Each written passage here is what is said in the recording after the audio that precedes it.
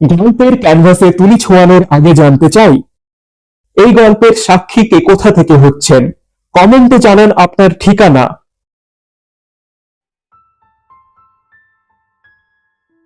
সময়টা শীতের শুরু, বাইরে অন্ধকার আর বেশ ঝাঁকিয়ে পড়েছে, চারিদিকে হালকা কুয়াশাচ্ছন্ন।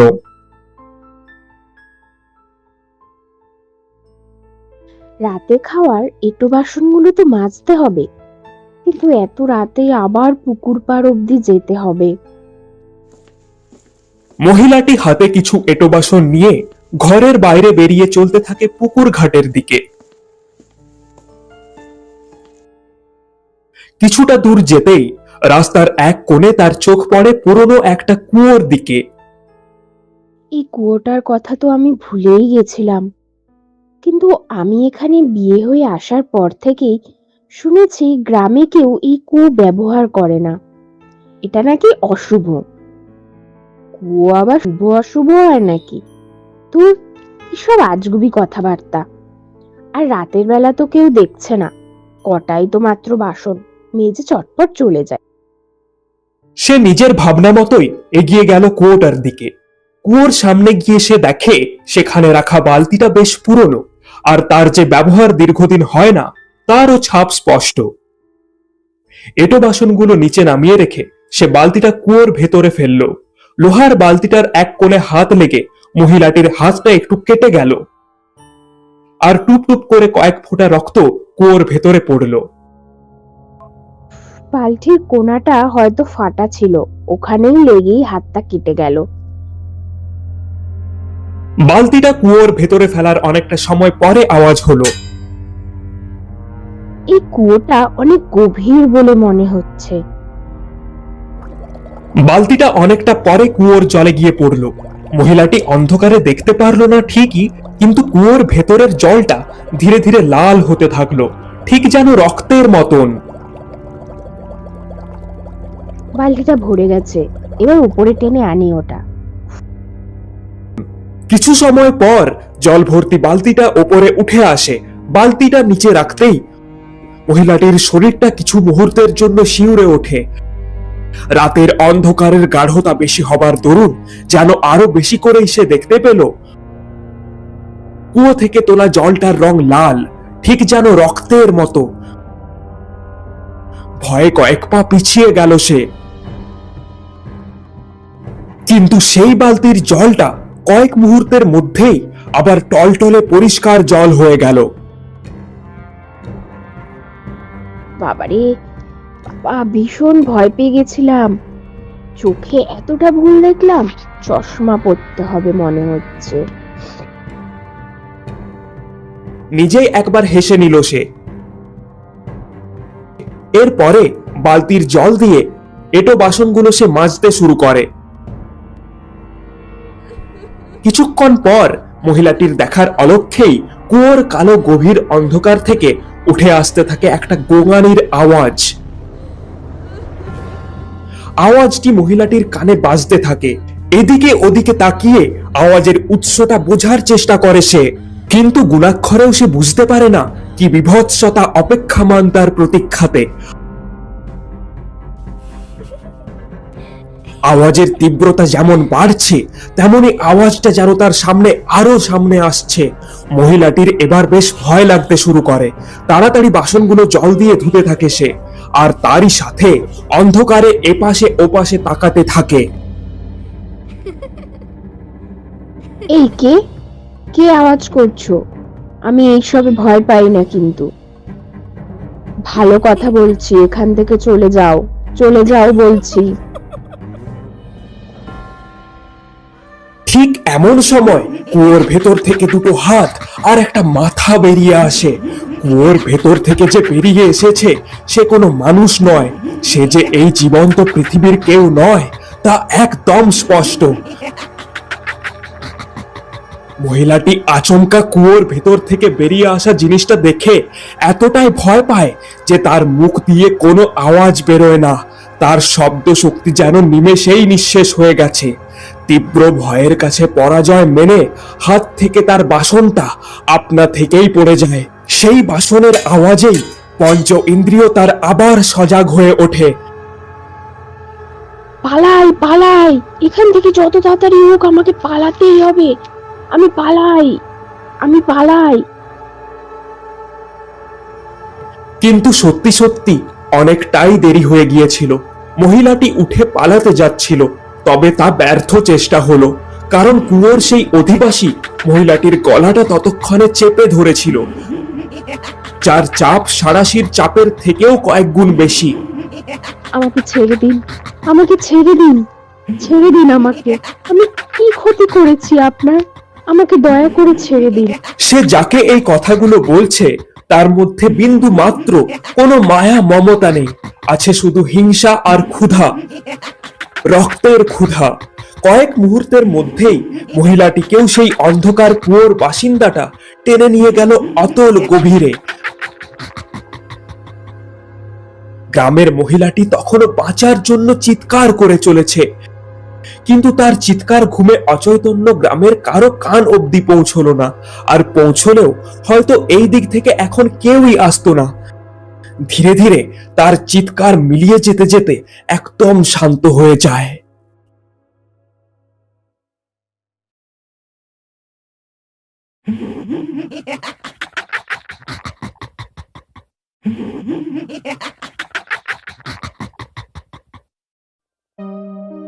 পরের দিন সন্ধেবেলায় গ্রামের কিছু মানুষ চিন্তিত মুখে চায়ের দোকানে বসে আছে। ইস, হরণের বউটা কি বাজে ভাবে মরল।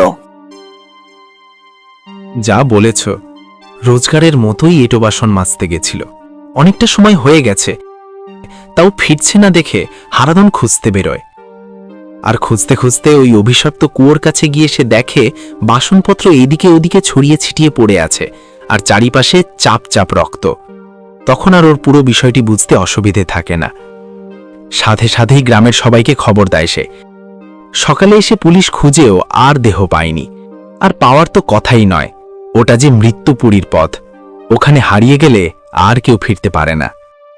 বেচারি মেয়েটা যদি জানতো ওই কুয়োর নিচে কি ভয়ঙ্কর জিনিস আছে, তাহলে আর যেতই না।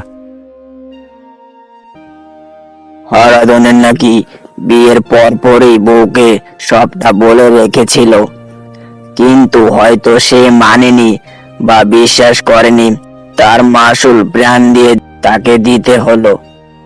এতদিন তো সব শান্তি ছিল, এখন আবার সে জেগে উঠেছে। এই গ্রামের সব থেকে বড় অভিশাপ হলো এটা। এখন তো গ্রামের সবাইকে আরো বেশি সাবধান থাকতে হবে। থাকতে তো হবেই, রাতে তো অনেক দূরের কথা, সন্ধ্যার সময় আগে যদিও মাঝে মাঝে ওই কুয়োর পাশের পথ দিয়ে যাওয়া যেত, এখন তো ভুলেও ন, কারণ ওইখানে অপেক্ষাতে আছে। না, রাতে আর তার কথা বলবো না। যা বলেছ, এখন আর এই বিষয় নিয়ে বিশদে না বলাই ভালো। আর রাত 8টাও বাজে, আর দেরি নয়, চলো বাড়িতেই ফেরা যাক। পটাই, তুইও তোর দোকানটা তাড়াতাড়ি বন্ধ করে বাড়িতে ফিরে যা। বুঝতে তো পারছিস বিপদ এখন চারিদিকে ঘুরছে রাতের অন্ধকারে। দুটি লোকের কথা শুনে চায়ের দোকানদার পটাইও মাথা নেড়ে সম্মতি জানায়। গ্রামের চারিপাশ কিছু সময়ের মধ্যেই শুনশান হয়ে যায়। দেখলে যেন মনে হবে গভীর রাত। সেই কুয়োর ওপরে বসে থাকতে দেখা যাচ্ছে একটা কালো ছায়াকে।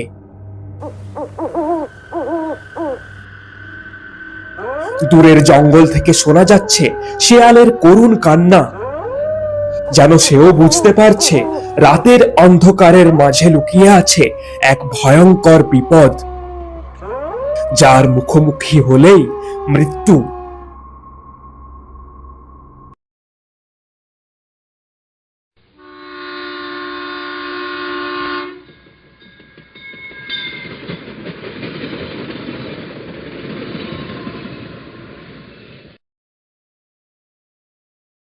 রোহিত যখন ইচ্ছাপুর স্টেশনে নামলো তখন রাত 9টা বাজে। তার গন্তব্য হলো মামার বাড়ি, কারণ দিন দুয়েক পর তার বোন মানে মামার মেয়ে খেয়ালের বিয়ে। বাবা মা দিন তিনেক আগেই এখানে চলে এসেছে। রোহিত অফিসের ছুটি পায়নি বলে আগে আসতে পারেনি, আজ এসেছে। একদম বিয়ে বৌভাত কাটিয়ে বাড়ি ফিরবে, এটাই তার পরিকল্পনা।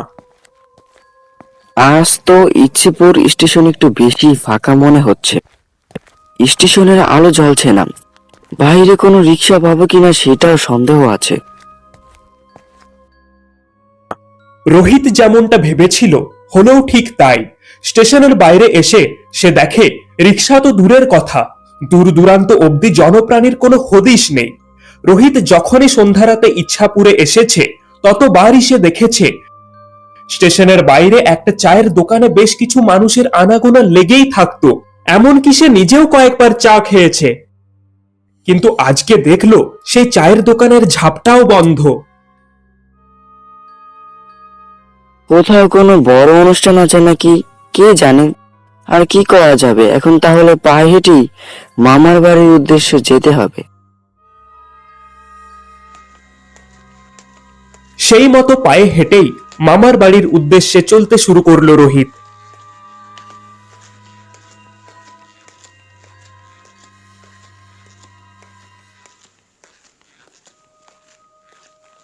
চারিপাশ বেশ ফাঁকা হওয়ার দরুন বেশ শীত শীত লাগছিল ওর।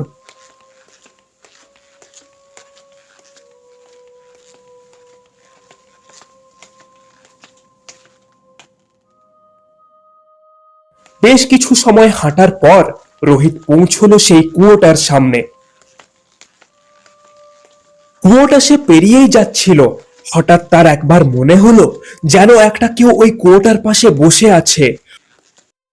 রোহিত সেদিকে তাকিয়ে দেখে একটি মেয়ে হাঁটুর মধ্যে মাথা গুঁজে বসে আছে, মুখটি ঠিক বোঝা যাচ্ছে না।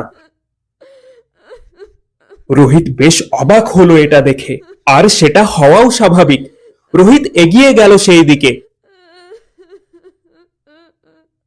যেখানে এই রাতে বাহিরে অন্ধকারে একটা মানুষকেও দেখলাম না, সেখানে আপনি এখানে এভাবে বসে। রোহিত এখন আরেকটি বিষয় খেয়াল করলো, মেয়েটার শরীর পুরো ভেজা। এমন রাতে ভেজা শরীর নিয়ে এইভাবে বসে আছেই বা সে কি করে? রোহিতের মনে আবার এই প্রশ্ন এলো। আপনার শরীরটাও তো ভিজে রয়েছে। রোহিত জিজ্ঞাসা করলেও কোনো উত্তর আসে না মেয়েটির কাছ থেকে। উত্তর দিচ্ছে না দেখে রোহিত মেয়েটার শরীরে হাত রাখে, আর নিমেষের মধ্যেই হাতটা সরিয়ে নেয়। কি ভীষণ ঠান্ডা শরীরটা! এত ঠান্ডাও কারোর শরীর হতে পারে। ঠিক সেই সময় কুয়োর পাড়ে বসে থাকা মেয়েটি ধীরে ধীরে মুখ তোলে। তার মুখটা দেখে রোহিত 3-4 পা পিছিয়ে যায়। মুখটা কি ভীষণ ভয়ঙ্কর, চোখ দুটি সাদা, মুখের বিভিন্ন জায়গা থেকে চামড়া খসে গেছে। রোহিতের দিকে হাত বাড়িয়ে দিয়ে যেন সে রোহিতকে ডাকছে। রোহিতের মনে আর বিন্দু মাত্র সংশয়ের অবকাশ থাকে না যে সেটা একটা ডাইনি। রোহিত এক মুহূর্ত সময় নষ্ট না করে পিছনের দিকে মুখ করে ছুটতে শুরু করে। গায়ের সমস্তটুকু শক্তি দিয়ে যতটা জোরে ছোটা যায় ততটা জোরেই সে ছুটতে থাকে। ছুটতে ছুটতে সে মামার বাড়ির সামনে এসে মাটিতে বসে হাঁপাতে থাকে। তার শরীর থরথর করে কাঁপছে। মামার বাড়িতে আলো জ্বলছে ঠিকই, কিন্তু বাড়ির বাইরে একটাও লোক নেই, সবাই ঘরের ভেতরে ঢুকে আছে। কিছুটা সময় জিরিয়ে নিয়ে সে ঘরে ঢোকে। সবাই তো ওর কথা শুনে ভীত হয়ে পড়ে। রোহিত যে আজকে আসবে সেটা কাউকে কিছু না জানানোর জন্য বাড়ির লোকের কাছে বেশ খানিকটা বকাও তার জুটল, বিশেষত রোহিতের মায়ের কাছে। ছেলের কথা শুনে তো সে কেঁদেই ফেলল। মা, কাঁদছো কেন? তোমার আশীর্বাদ থাকতে আমার কিছু হতে পারে নাকি? দিন তিনেক আগে গ্রামে কি হয়েছে সেটাও সে মামার বাড়ির সবার কাছে শুনল। আর এই কারণেই ইচ্ছাপুর গ্রামের চারিদিকে সন্ধে রাত্রেই নিশুতিতে পরিণত হয়েছে। ধীরে ধীরে এই সমস্ত কিছু বিয়ে বাড়ির খুশিতে শান্ত হয়ে যায়। তবে রোহিতের মনে অনেক প্রশ্ন থেকে যায়, আর এই প্রশ্নগুলির উত্তর সে খুঁজে পায় দাদুর কাছে পুরো ঘটনাটা শোনার পর। আজ থেকে বেশ কিছু বছর আগে নয়না তার স্বামী আর তার মেয়েকে নিয়ে এই ইচ্ছাপুর গ্রামের শেষে থাকত। তারা পেশায় ছিল ডোম। শ্মশান ঘাটে মৃতদেহ সৎকার করেই কোন রকম করে তাদের সংসার চলত। কিন্তু হঠাৎ একদিন এক পথ দুর্ঘটনাতে তার স্বামী মারা যাওয়ার পর নয়না বাঁশ আর বেত দিয়ে গৃহস্থালির জিনিসপত্র তৈরি করেই দিন কাটাতো। নিচু জাতের হবার জন্য গ্রামের মানুষ কেউই তাদের সাথে ভালো ব্যবহার করত না। কিন্তু মানুষ মারা গেলে নয়নার মতো মানুষেরা না থাকলে যে কি হতো সেটা কিন্তু কেউ ভেবে দেখতো না।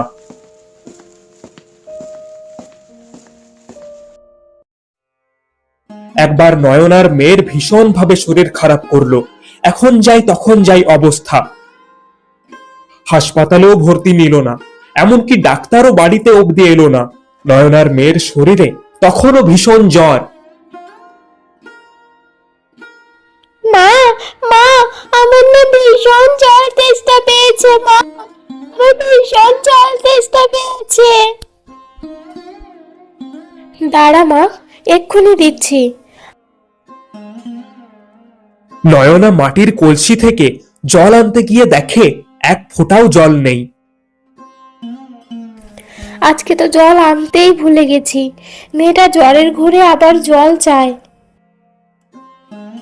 নয়না মেয়ের মাথার কাছে সেই আগের রাত থেকে নিদ্রাহীন চোখের ঠাঁই হয়ে বসে আছে, তাই পুকুর থেকে জল অবধি ভরে আনতে সে পারেনি। মেয়ের মাথাতে হাত বুলিয়ে নয়না বলল,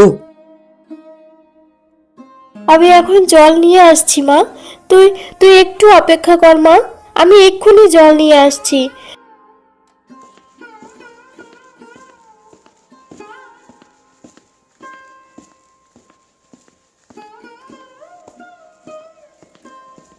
পুকুর বাড়ি থেকে অনেকটাই দূরে, অতটা যেতে অনেক সময় লেগে যাবে।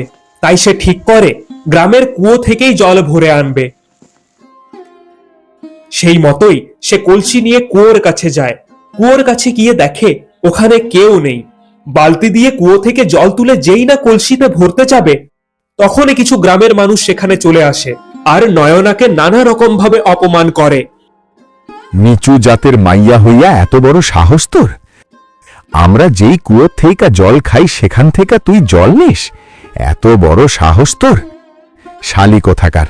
দাঁড়া, আজকে তোর একদিন কি আমাগো একদিন আজকে একটা হেস্তনেস্ত হয়েই যাইব। দেখি কেডা আটকায়।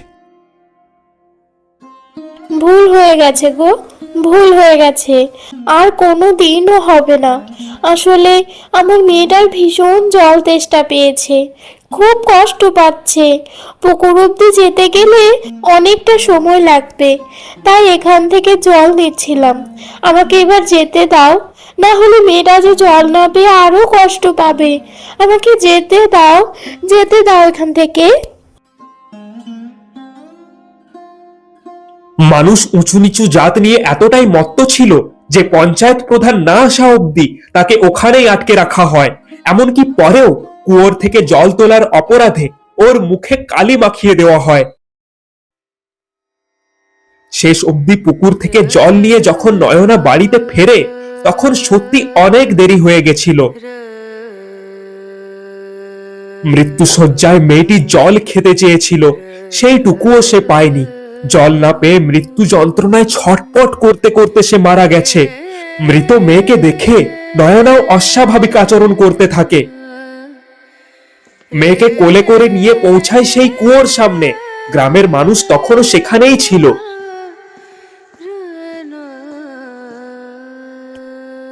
যে আমাদের সৃষ্টি করেছে সে যখন আমাদের আলাদা করেনি, তোমরা মানুষেরা নিজেদের বড় দেখানোর জন্য উঁচু নিচু জাত করে ভেদাভেদ তৈরি করেছো। আজ আমার মেয়ে যখন তোমাদের জন্য মরার কালে এক ফোঁটাও জল পেল না, ঠিক তেমনি আমি অভিশাপ দিচ্ছি।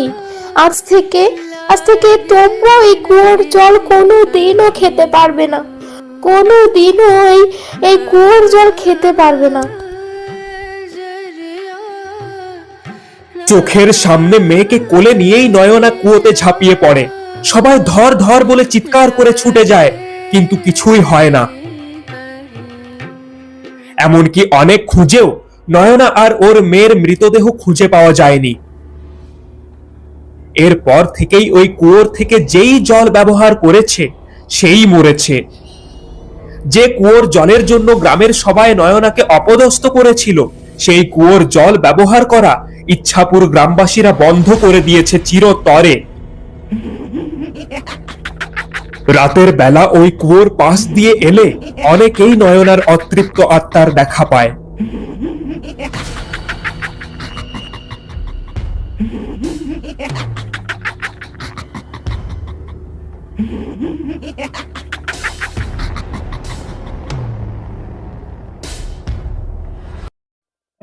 সব শোনার পর রোহিতের নয়না আর তার মেয়ের প্রতি মায়া তথা ভালোবাসা আর ইচ্ছাপুর গ্রামবাসীদের উপরে তীব্র বিরক্তি তথা বিদ্বেষ তৈরি হয়।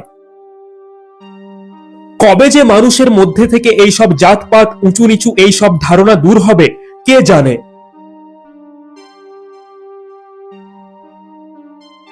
যদি গল্পটা মন ছুঁয়ে যায় তাহলে একটা লাইক দিয়ে যাবেন। আপনাদের ভালোবাসা আমাদের কাছে অনেক মূল্যবান।